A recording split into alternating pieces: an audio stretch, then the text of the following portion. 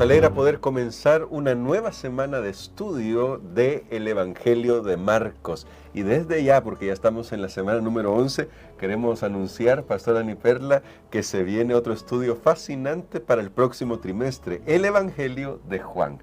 Así que va a ser muy bien, muy bueno. Así que, pastores, hermanos, amigos, todos a estudiar su folleto, a conseguirlo para poder estudiarlo. Hoy vamos a comenzar ya con la lección número 11 titulada Apresado y Juzgado.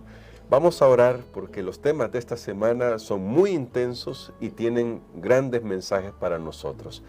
Querido Padre, queremos detenernos en estas últimas horas de vida del Señor Jesucristo en el estudio que vamos a hacer de tu palabra a fin de poder comprender o al menos comenzar a comprender cuánto nos amas y cuánto vale nuestra salvación para ti. Por favor, danos un corazón sensible a tu voz, lo imploramos en Jesús. Amén. Amén. Durante el estudio que hemos hecho ha sido notable, Pastor Dani Perla, que hemos abarcado en varios capítulos, en algunos capítulos, una gran cantidad de tiempo, pero definitivamente ahora parece que Marcos ha bajado por completo la velocidad. La semana pasada incluso estudiamos algunos días, pero ahora nos vamos a detener en casi que algunas horas en la vida de Jesús en los últimos capítulos de Marcos. Y el día de hoy, justamente el tema es inolvidable, porque vamos a ir a una historia que resulta muy interesante, dado que estamos ya entrando en los últimos momentos de Jesús antes de la cruz.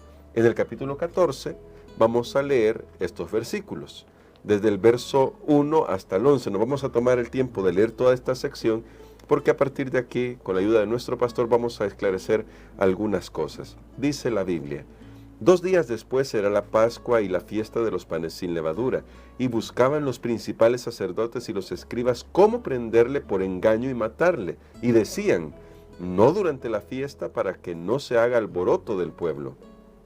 Pero estando él en Betania, en casa de Simón el leproso, y sentado a la mesa, vino una mujer con un vaso de alabastro de perfume de nardo puro de mucho precio.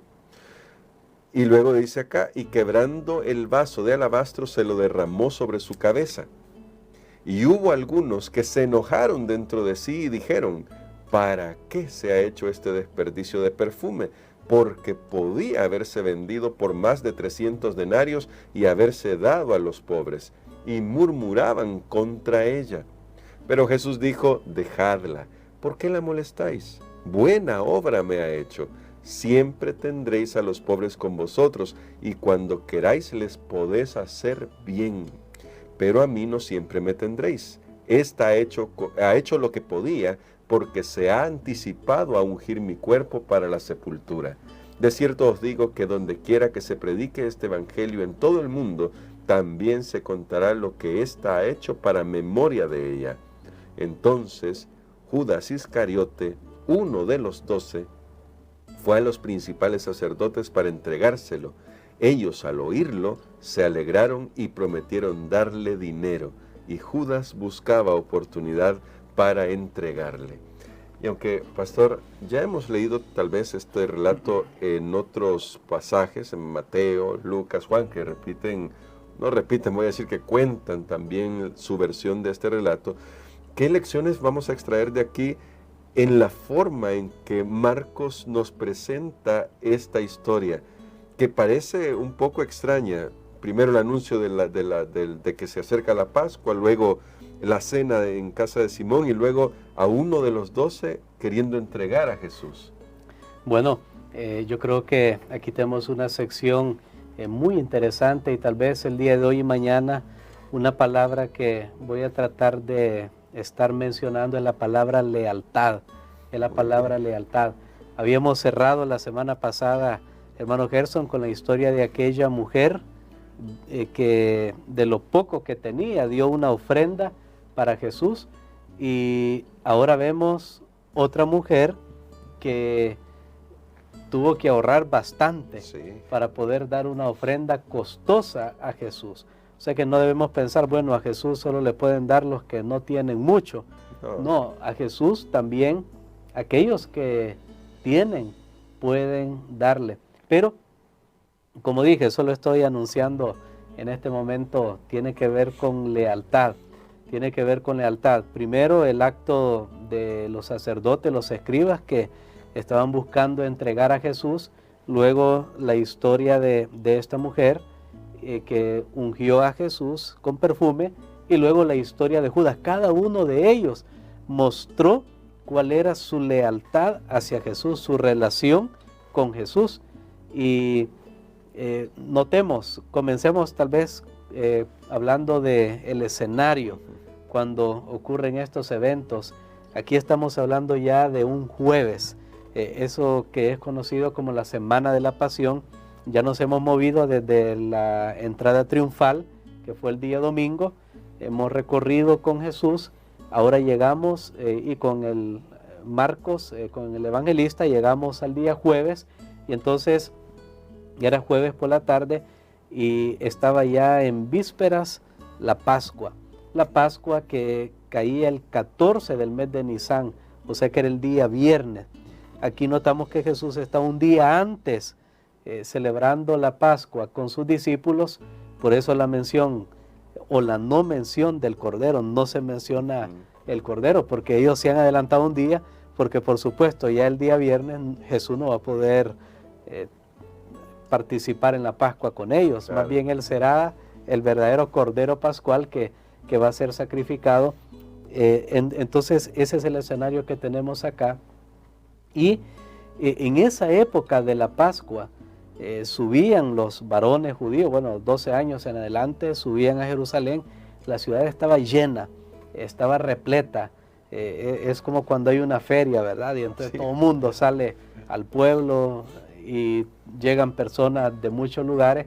Por eso es que los líderes religiosos que ya tienen en su corazón matar a Jesús, ellos ahora se ven en dificultad. ¿Cómo lo podemos hacer? Recuerden que se han acelerado los eventos, las pretensiones de Jesús, llamémoslo de esa manera. Lo que Él hace ya es abierto al público y ellos querían destruirlo, pero no hallaban cómo hacerlo. Claro. Porque justamente en la Pascua, entonces los romanos lo que hacían era enviar más soldados para cuidar la ciudad, porque siempre estaba eso de una revuelta, ¿verdad? Sí. O sea, había tanta gente ahí, cualquiera podía pararse y decir, liberémonos de estos romanos, y pues podía ser algo fatal.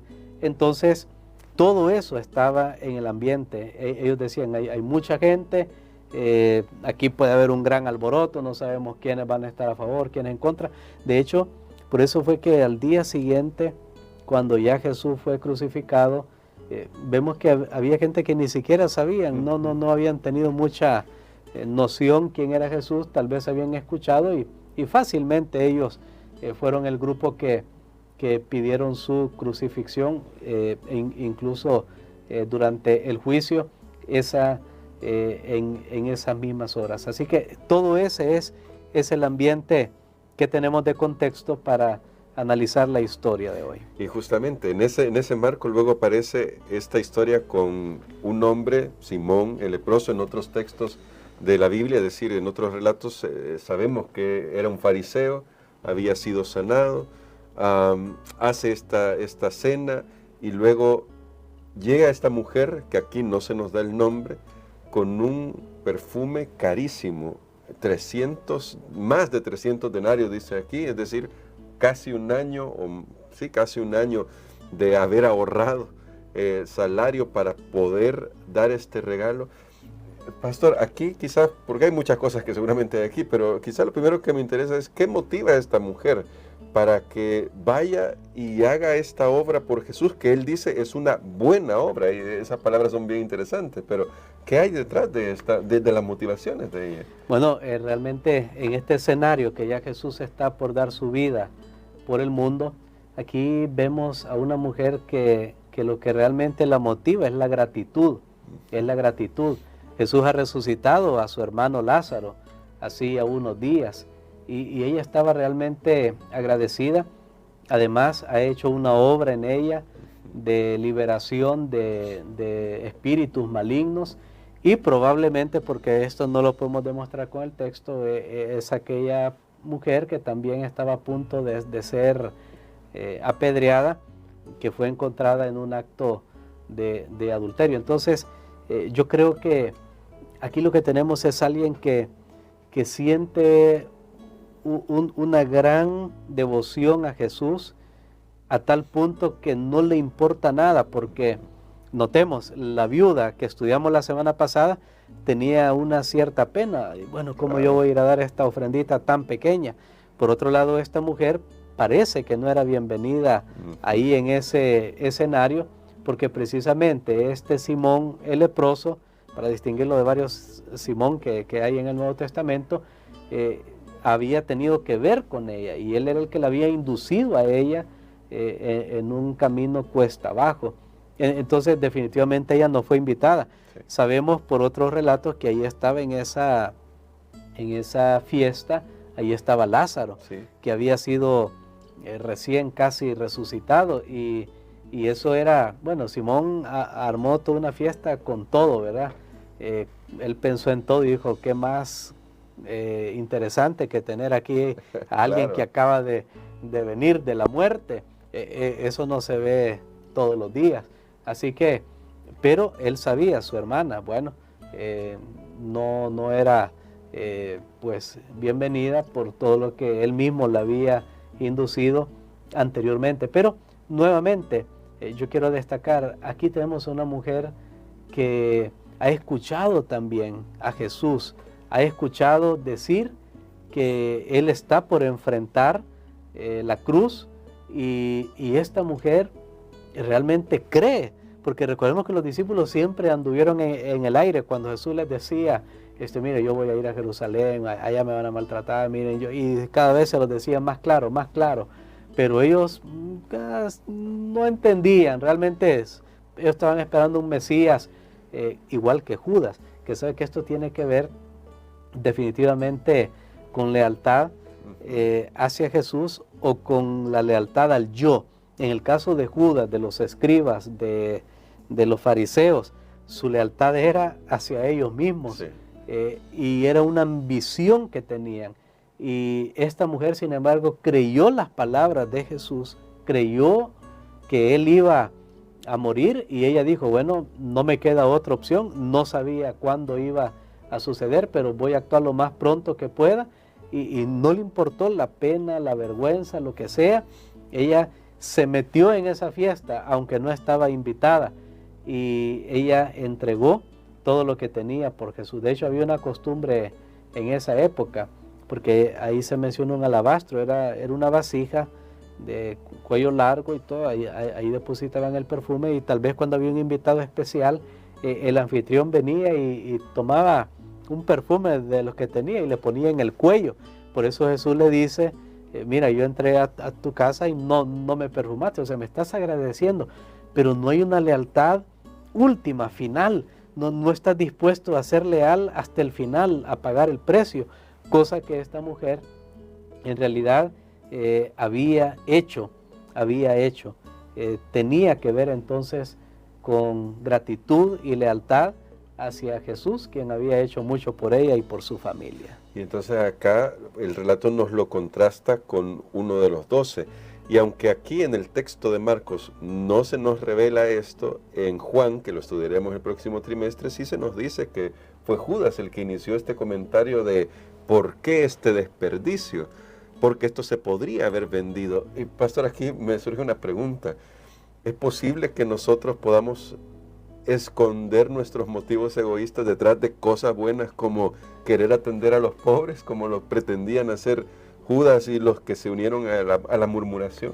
Definitivamente, y sabes que las palabras de Judas sonaban bien religiosas, ¿sí? Y entre más religiosas mejor. Es más, podía justificarlo, miren, Jesús siempre se ha preocupado por los pobres, Él los ha alimentado, pero lo que Judas escondía era su motivación, y es lo que pasa hoy también.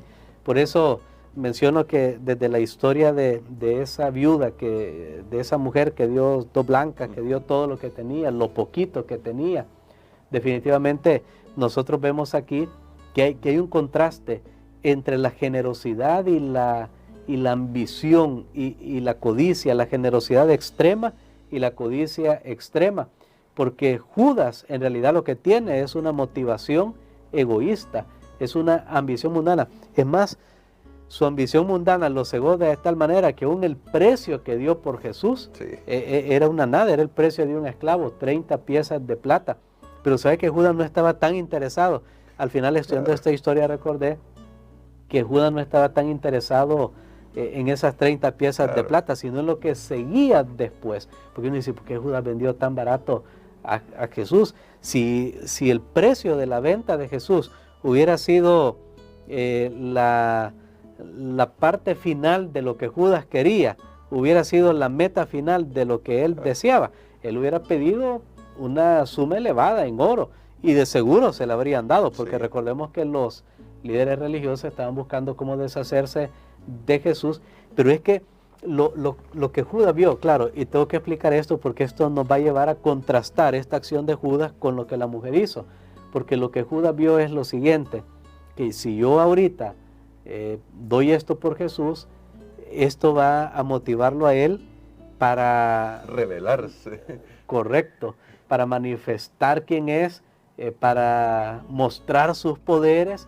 y convertirse en el Mesías.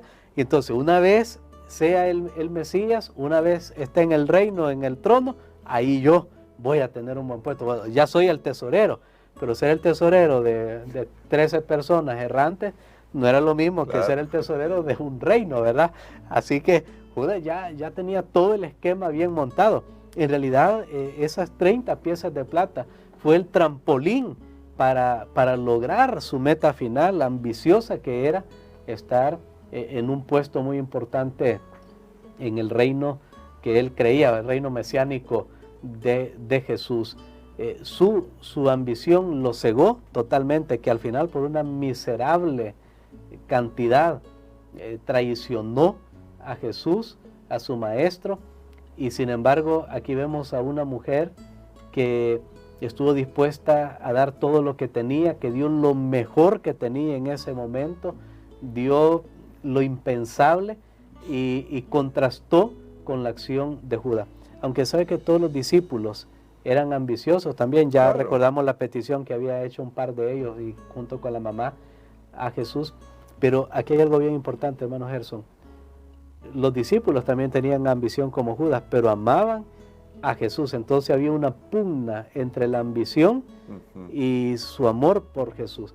Y en Judas también, Judas de alguna manera admiraba a Jesús, pero su ambición se creció más y su amor fue disminuyendo. En el caso de los discípulos, a medida ellos conocieron a Jesús, su ambición fue decreciendo y su amor por Jesús fue creciendo. Son decisiones que todos nosotros tenemos que tomar.